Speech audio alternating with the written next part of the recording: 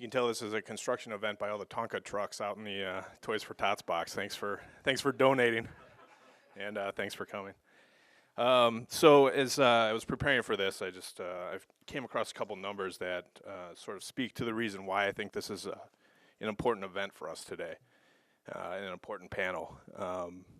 So I'll just run through some of those numbers real quick.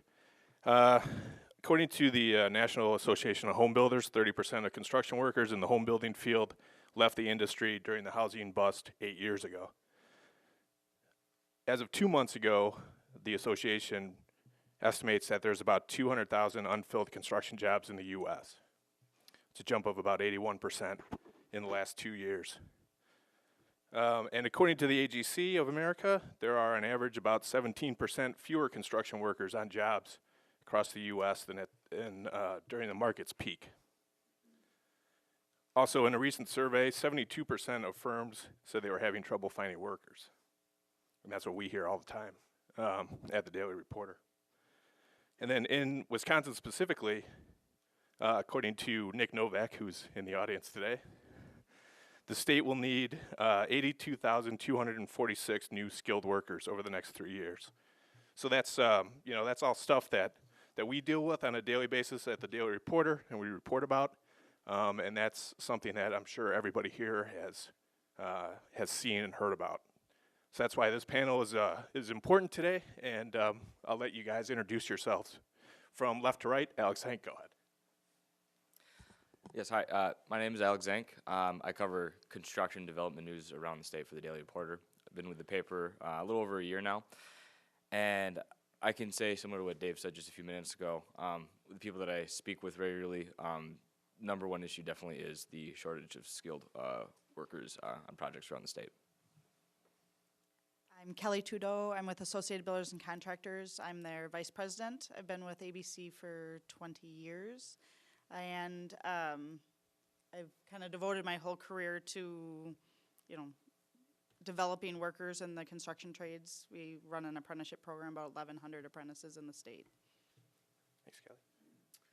Pete Cafaro, Vice President of Business Services with Employ Milwaukee. Employ Milwaukee is the Workforce Investment Board for Milwaukee County. There's 11 of them across the state of Wisconsin. Every region in the country has one. We're a federally authorized nonprofit, authorized by legislation passed in 2014, and it's renewed about every 10 years, the Workforce Innovation Opportunity Act. We serve as a public foundation and as the workforce and planning body for workforce issues. We serve both job seekers and businesses. I'm Terry McGowan. I'm the President Business Manager of the Operating Engineers Local 139 for the state of Wisconsin. We represent 9,300 men and women who run heavy equipment and build our infrastructure throughout this state. I've worked out in the field as a heavy equipment operator for many years.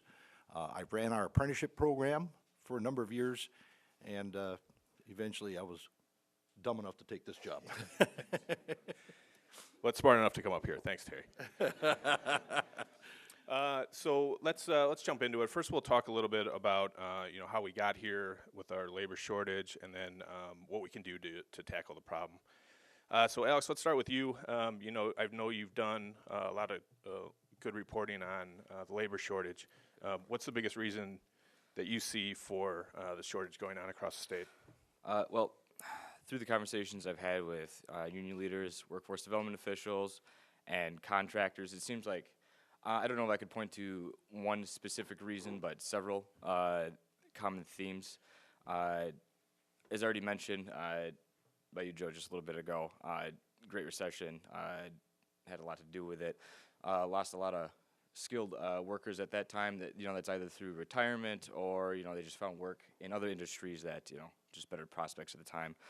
But, now that we're out of that, there's a big building boom in Milwaukee and elsewhere, so there's, plenty of demand for skilled labor, but now the biggest challenges beyond what I already mentioned include things like simply finding that next generation of skilled workers, and that starts for a lot of people as early as the high school level around there.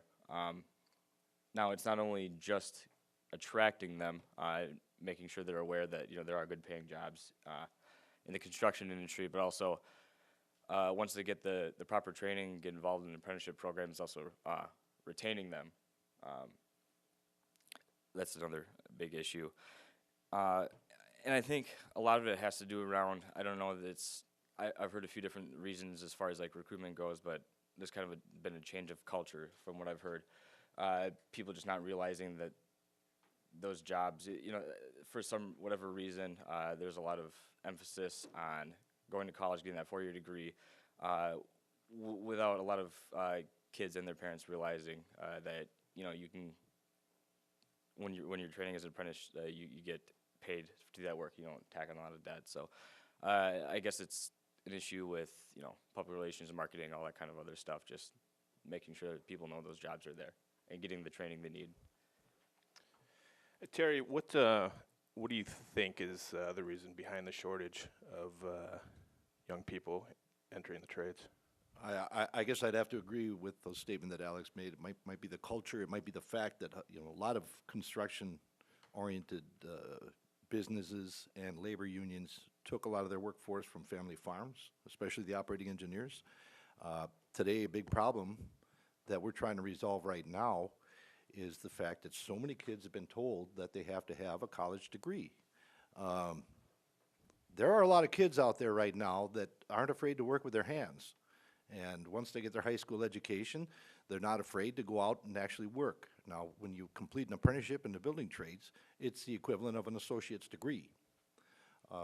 Recently, we just came out with a program. The operating engineers have been working on this for almost 3 years now. It's called the Destinations Career Academy. What we're doing is offering a construction class in a virtual setting in a high school. It's a dual enrollment, which means these students will be able to get high school credits and college credits for taking these courses, and it piques their interest in our industry. So we're trying to address some of these issues, and we've thought about this question long and hard, and I think through Destinations Career Academy, it's going to be a step in the right way to start getting some young people interested in the construction trade. And that just started too, didn't it? Just started. They just started enrollment. They just started in the fall, and we go to second semester open enrollment December 1st. Good. And how have the numbers been? Numbers are great. Yeah. Good. Kelly, what do you see as the biggest challenge to solving the skilled worker shortage? I would agree with Alex and Terry regarding it. Unfortunately, construction is still seen as a dirty job, and parents are having a lot of influence on students by pushing them into 4-year methods of education. We here at ABC see a lot of people with a 4-year degree that then come back and decide apprenticeship is the right thing for them now.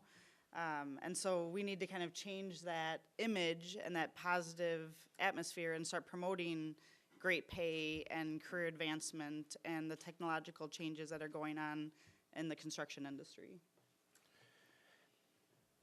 And Terry, we hear reports about like a workforce challenges, and I was just wondering what your take is on how widespread you think those challenges are for the contractors that you represent. It's been challenging. I mean, we run the largest apprenticeship program in the state. Right now we got about 520 apprentices, which is a lot of apprentices. But back in 2011, this year we took in over 200, about 220, I believe. Back in 2011, we took in 1. In 2012, we took in 5. Meanwhile, we had people retiring. It was brought up in the earlier panel discussion. People were just retiring. They gave up on the economy. They gave up on our industry. And now we've got all these young people. And the biggest challenge right now is having qualified young people to send out to our contractors. We have some young people sitting on our books right now. We'd like to say our bench was clear. But some of these young people don't have the skill set it takes to swing a 20-ton load over the general public's head. So they're going to have to wait until we mature them a little bit and bring them along. Yeah, and have you seen much of an impact to project schedules? And It has. It's affected the schedules. I can tell you this. We have a large training center in Coloma, 400-acre site. It runs off about a $7 million annual budget, and we do what's called skill improvement. And sometimes we'll take some of these young people, if we think we can dispatch them for a certain task, for a certain job, we will bring them up for a crash course on a piece of equipment. And once the instructor feels that that person is qualified to safely run that piece of equipment on a construction site, we'll dispatch them. How long does that typically take? Oh, that depends on the individual. Yeah. But typically, 2 weeks. 2 weeks. Yeah.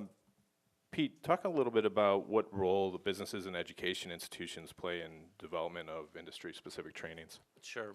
One of the models that we are building is what we call much more of a demand-driven, employer-led, sector-based workforce development model. For too long, and Terry knows this, for too long it was a sort of train and pray that people find work model in the workforce development world. It just doesn't work. Nationally, what we're seeing is a massive trend toward having employers at the table as strategic partners, in particular in 6 key growth areas. Construction is one of them, manufacturing, finance, healthcare, hospitality, and then a cross-sector one with regard to information technology. The industry advisory boards are really comprised of what I call employer champions, employers that really do workforce planning, but also are really engaged in the community and want to be at the table having the kind of in-depth conversations around what the real-time and future workforce needs are, and having an impact around determining and clarifying what are the in-demand career pathways and helping get that message to schools and to teachers and to parents and to career coaches.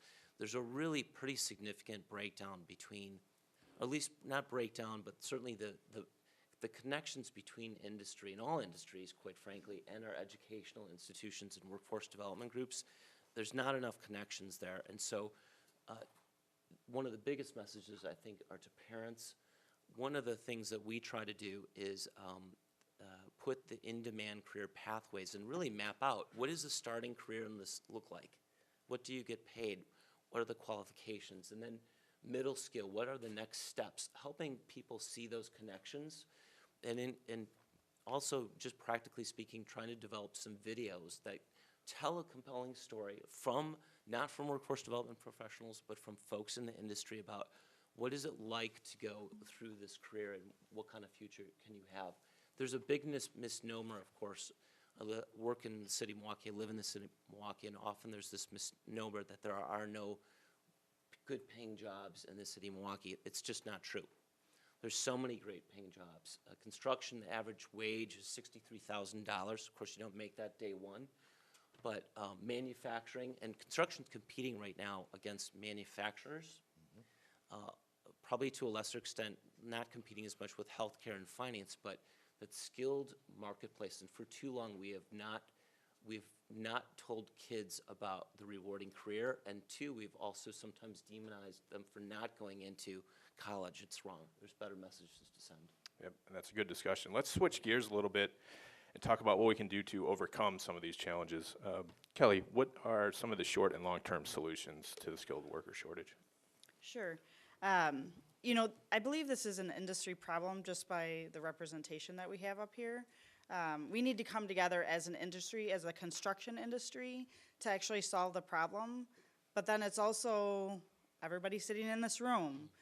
All of you need to go out and introduce yourself to your high school, maybe your math teacher, maybe you have a tech education program in your school. The last 2 years, we've had youth apprenticeship in the state of Wisconsin. We have about 150 youth apprentices in those programs, and they're getting connected with contractors as we speak. And that's, if we can start to get them a taste of apprenticeship or the trades, and they start to enjoy that, they start to have the camaraderie on the job, they may then choose to go to a registered apprenticeship, which is obviously a larger, I think there's 10,000 construction apprentices in the state of Wisconsin. So if we can start to get, the youth involved in that, and that literally starts with all the people in this room. We have 850 members in the state of Wisconsin. We're always encouraging our members to get out to their local high schools, middle schools. A middle school program is much more long-term approach. Right now in the state of Wisconsin, they're having middle school students start to have a create a career plan. If we miss that opportunity and not have construction as a career path for them, we might not get them until they're 27, 28 years old, which is the average age of our apprentices. And so we're losing that opportunity. Now that's a more long-term approach. I would say short-term approaches, our apprenticeship program is already up and running. We have about 1,100 apprentices in the state. Our programs are very, very strong. We have about 51% of electricians in the state of Wisconsin. And so there's great need for that. But Terry's right. We had many years that people didn't put very many apprentices into the program.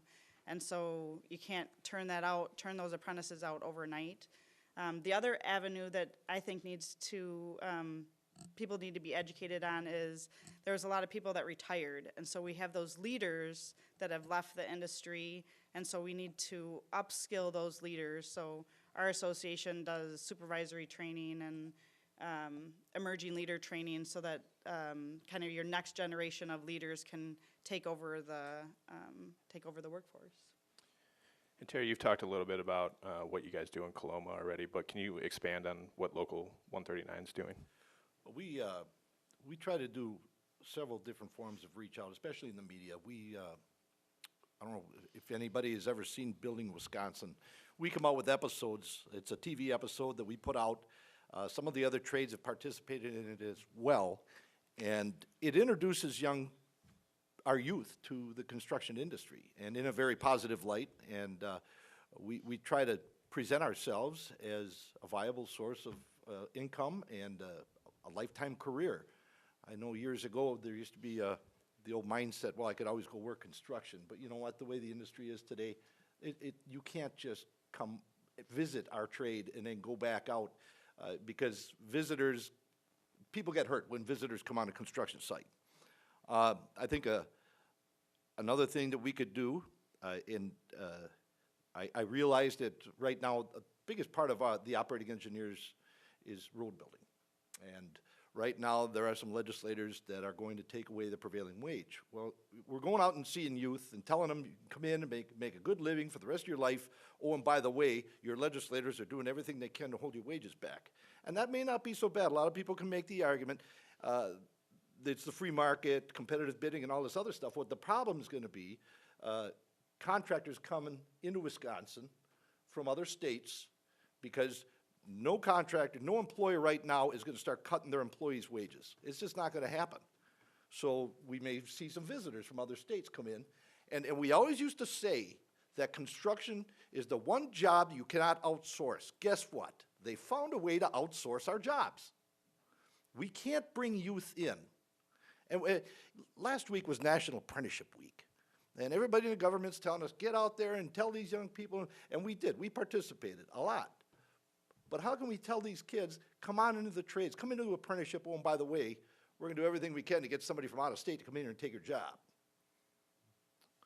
I'm sorry, I'm going off on my tangent. No, that's okay. That's why we have you up here. No, we're kidding. Yeah, what do you hear, Terry? What do kids say when you tell them that? Like, what do you hear in response to that?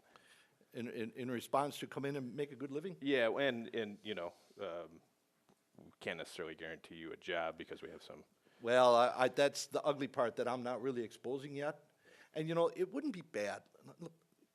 It wouldn't be that bad, but construction is the one purchase that the government makes where you do not have to have the best quality. You do not have to have, you just take the lowest bid.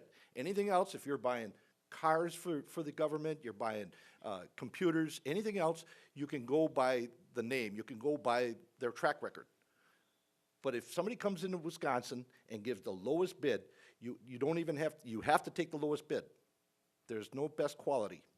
So our contractors, and I'm talking union and non-union. Wisconsin's got some good non-union road builders, okay? I'm going to say that. So this is not a union, non-union issue. But we have to warranty our work. And if somebody comes into Wisconsin and pulls out of here and decides to go broke and put the money in their pocket, them and all their employees, there's no warranty. So the taxpayers pay for it again. So this is a bad, and as far as telling the young people this, I'm refraining from it right now because it'll certainly hurt our recruiting efforts. But this is the reality of our industry. This is where we're heading. Yeah, it is. Pete, talk a little bit about what Employ Milwaukee does. Sure. So as I started in my opening comments where we serve job seekers and businesses, I think one of the frameworks is that how can we best use the input that we get from employers, from our industry advisory boards, to use our resources much more strategically. So we're about a $20 million a year organization, and we contract out about 60 to 70% of our work. But to date, we haven't always had the resources placed in the most strategic areas. So what we've done, and the construction sector is the most recent example of this, where Mike Fabishak from the AGC is our chair. We issued a proposal for a construction sector services provider. We pooled some of our funding and said, particularly with the large number of public projects that are going on right now and some of the very aggressive local hiring requirements, we wanted to make sure that we were putting some resources out there to make sure that we could respond. So we would follow this model for other sectors, but the industry really informs how are we orienting people to the trades, telling them the good and the bad and the ugly about certain professions. Wanting to have the construction industry at the table and helping pre-screen candidates before they ever go into any training in the first place, so that they really know it's both a service to both the employers as well as to the job seeker. You don't want someone getting into the wrong field and deciding 6 months down the road. And then really, how can we make sure that industry is at the table to commit to mentoring and providing internships and serving as apprenticeship sponsors, and really taking the high road approaches to hiring that set the tone. Again, the construction sector is competing against manufacturing in particular for skilled workers. And so there's a vested interest in employers really being at the table, and we're trying to provide that vehicle for how can their input be used more strategically from a public workforce system. And Terry, you talked a little bit about the perception before, but talk a little bit more about that and just how you go about changing the perception of the industry. Well, for instance, last week during the National Youth Apprenticeship Week, just for the heck of it, we invited students from 3 neighboring schools near Coloma, and just to see what kind of interest we would get. And I'll tell you what, we got about 70 students showed up, 2 principals, 3 guidance counselors, all very interested because they really didn't know who we are, what we do, and it was a great day. We had the Department of Workforce Development, the Bureau of Apprenticeship Standards. I know I'm forgetting some other people, but there was a lot of state entities showed up and spoke, and it was, we explained our Destinations Career Academy and what's available to them, and we tried to show them that, look, we're not the knuckle draggers that some people would like to perceive us as. We're intelligent people, and we take a lot of pride in our industry. And you could see these kids, you could see their eyes opening up more and more as we gave our presentation. And it was refreshing to be able to reach these young people, because for years, our industry has been trying to find ways to reach high school students. It's been difficult, and our industry has hurt from it. So we're going to try to turn that around, and I really saw some tangible results last week. That's great. That's good. Pete, talk a little bit about the specific areas of need that pop out, and how are you working, how's Employ Milwaukee working to meet those needs? So, I mean, from what I hear, all trades, and this is borne out by both the national and local surveys, and the survey done by the AGC, where 70% of contractors responded that they're challenged to find craft workers. In particular, we're hearing about shortages, iron workers, bricklayers, carpenters, specifically pile drivers, millwrights, very specific positional areas. I think the key thing is to have, as a workforce intermediary, is to have a really close working relationship with the industry. We do that via our partnership with WRTP Big Step, the Wisconsin Regional Training Partnership. Big Step, for years, even before my current role, I worked at the Milwaukee Metropolitan Sewage District.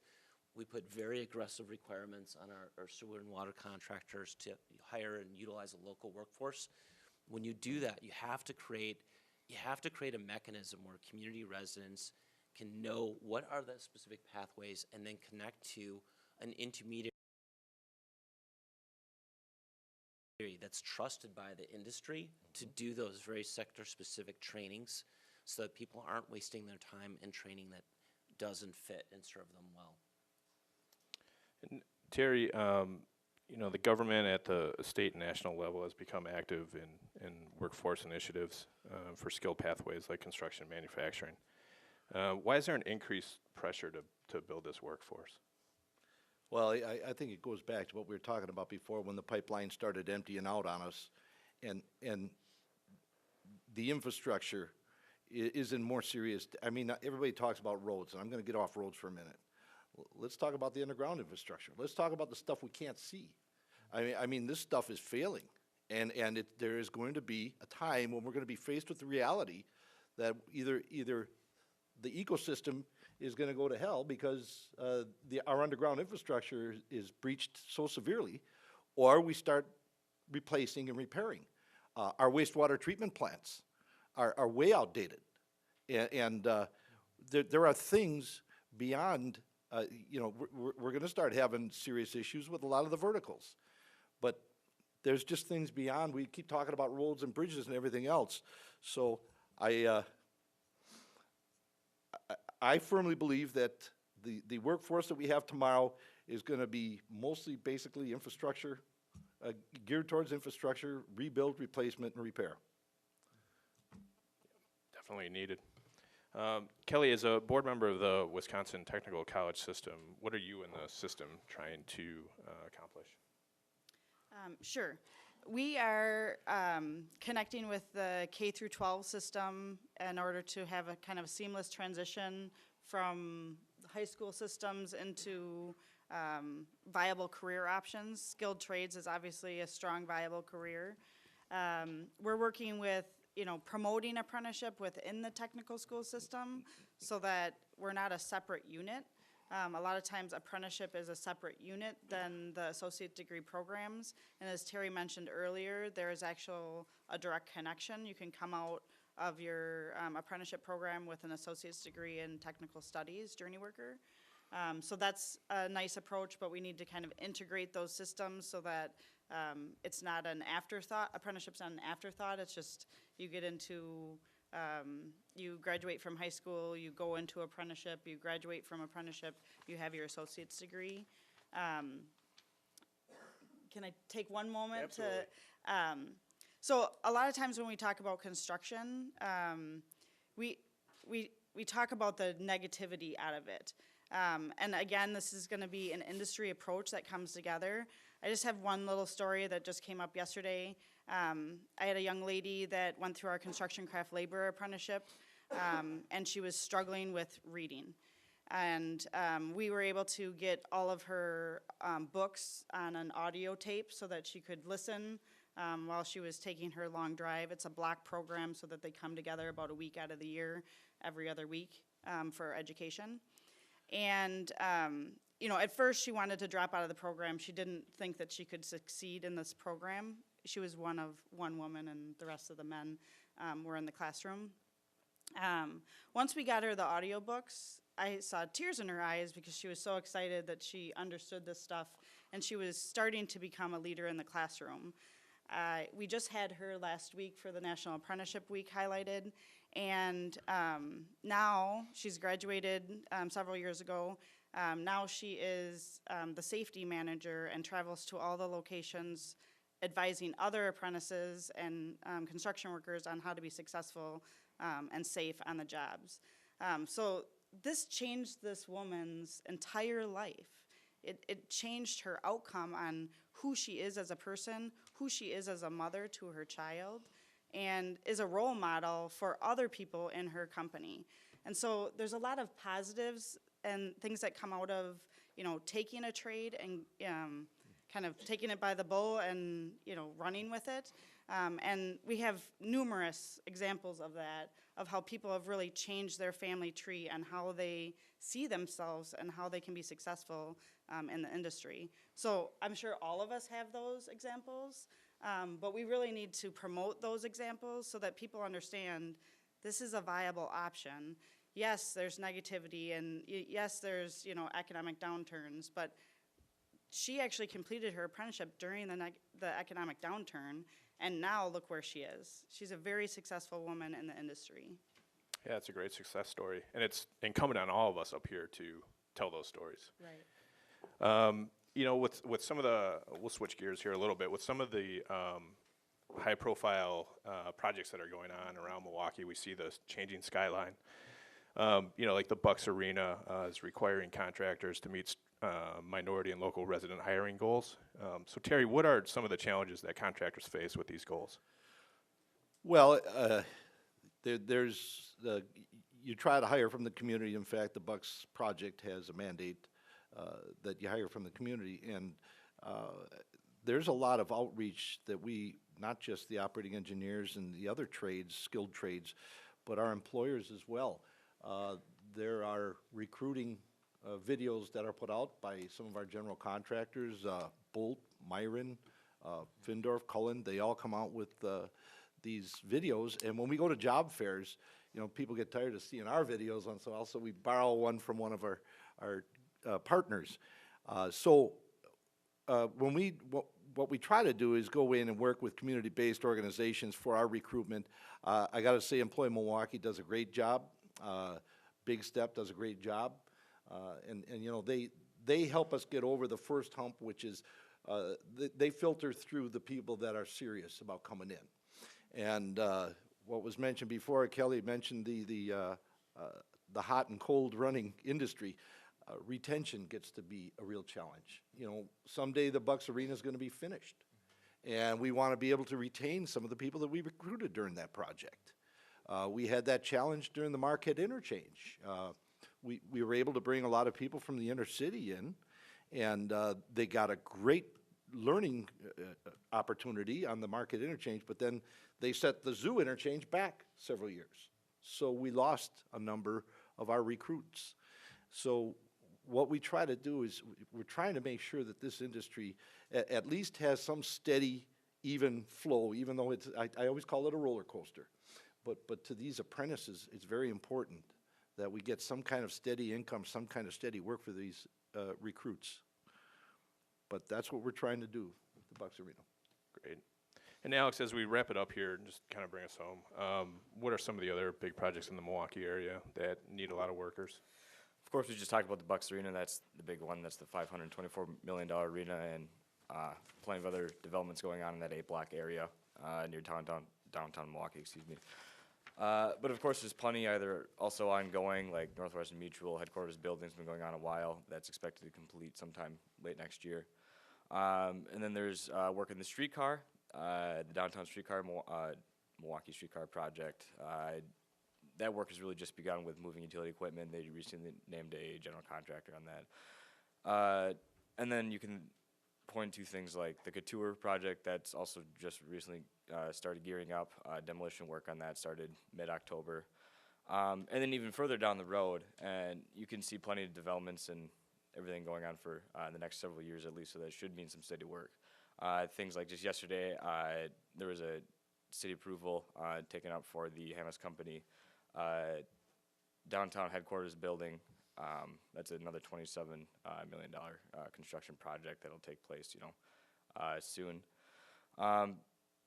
And honestly, it seems like some weeks it just I use all my energy possible to keep up with all the developments, especially in the Milwaukee area. There just seems to be a new one every day or so. Yep. So definitely enough work to go around. Now we just need the workers to fill the positions. So thanks to the panel. Great discussion. Appreciate you guys coming up here. And are there any questions from anybody? Yes, sir.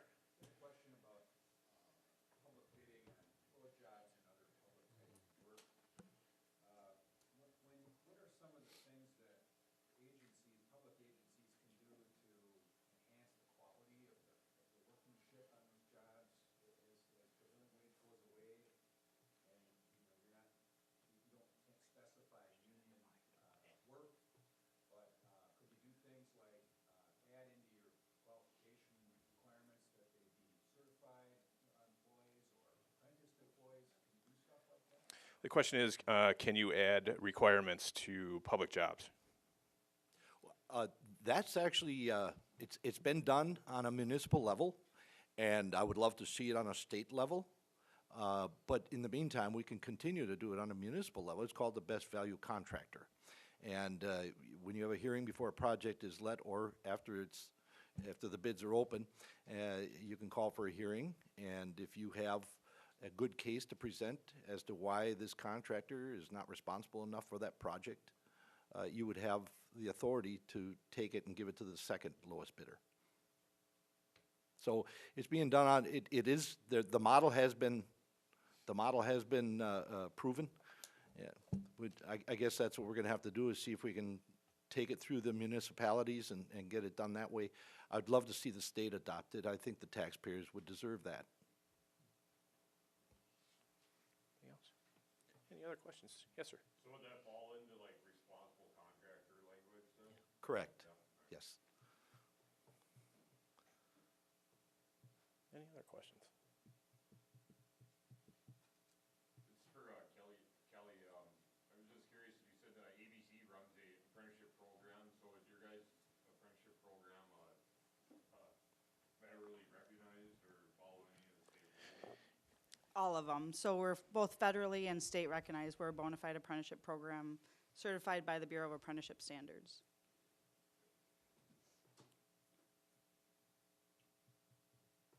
Anybody else? I have a question. Yes, the gentleman on the left. You mentioned that the individual companies and folks in the room and those that will be watching the video online become more active and involved in this process. Could each of you go through one by one and give some advice as to exactly some of the things that they can be doing and how to do that? For example, maybe working with the schools and the Rotary clubs and the chambers and whatnot. What types of things have you seen work, and how would they get started on that? Because that's obviously something that would be new to them. So Alex, I don't know if you want to start it? Oh, for me to give advice, maybe it never hurts to highlight any kind of accomplishments you have that with the media. I'm always willing to, talk about that, whatever you'd like to highlight. I mean, yeah, beyond that, using those kind of communication tools beyond just, newspapers, social media like that. Yeah, I It think, never hurts to promote. sorry, I think we mentioned it before. Sure. I've made an attempt to go to some of the high schools around our area and want to bring in a young, person just to kind of expose them. And I don't get much feedback. I'm not sure, and I thought I'd heard about some schools. I thought Sussex Hamilton had a program for construction or kind of an introductory one. And so if somebody could come up with the people, the contact people, I'd be willing to do that. Again, our profits are, so slim with it being competitive, but I think we as an employer have that responsibility. And I've tried that, but just kind of hit a roadblock, and I don't have all that time to spend looking up these different. So if you could have a resource list of where these young people, and I might suggest, I spent some time in Germany studying their apprenticeship program. They start at age 12. Yep. High school is way too late. Alex said he'd be glad to compile that list for you. Kelly, can you talk a little bit about Sure. We've had the same experience. So don't let it, stop you, because we've had really great successes. Our office is right in Dane County. And so McFarland High School has been really successful with a program.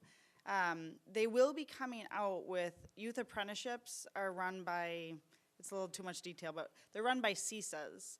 And these CISAs are kind of like a consortium of schools. And they will be coming out with a registry on who will be doing youth apprenticeship. And I believe they're going to break that down to construction or architectural, those type of things. So that might be your first step, is contacting the CISA. So like if Sussex is involved in a bigger consortium, and that is available online. I don't believe the youth apprenticeship is listed just yet, but the CISAs are listed. CISA? Yeah, I don't know. CESA. CESA. But so that might be a resource. If you can get we've been very successful with, if you can get a teacher that you know, even if it's in a different department, because guidance counselors these days do not have time to really deal with career counseling. They are dealing mostly with how to get people successful in the high schools. And so they don't have the ability to meet with us and spend any time. But we have been successful with individual teachers and then starting to get into a program. And then make sure that you bring a tradesperson with you. That's been very successful. Instead of, no offense, but me up there speaking, if I can bring Cassie, who I was talking about earlier, in to speak with them, that really excites them and can get their message really nicely across. And you'll be surprised, a lot of people are willing to come and talk to a class. So we've just been picking up the phone. But I do understand timing is an issue, but if you can get kind of one avenue, it can really pay off.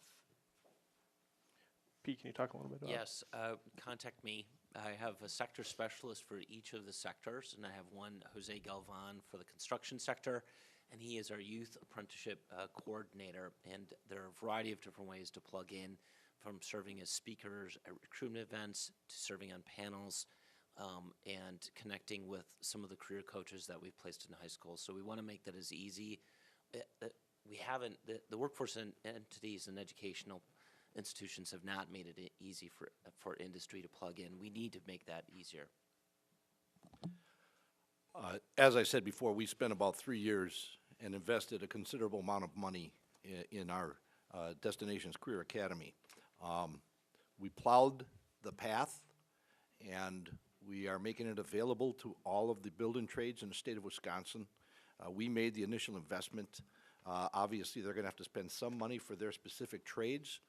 But when you think about it, now we had people out with GoPros on job sites, and kids can actually, in a virtual setting, can actually experience what it's like to be on a job site, whether they're a plumber, electrician, a carpenter, iron worker, and they can sit, and let's face it, this next generation is a video generation, and this is the way to get to them. And so the carpenters are going to be the first ones. They've shown some real strong desire to be part of this, so I believe the next Destinations Career Academy will be the carpenters, but eventually I would like to see all the trades so that we can get all these youth. And you're right, Germany is so far ahead of us, and they hold apprenticeship in very high esteem. Thank you. Anybody else? All right. Thank you all for coming. Appreciate it. Peter? Yeah, good job, man.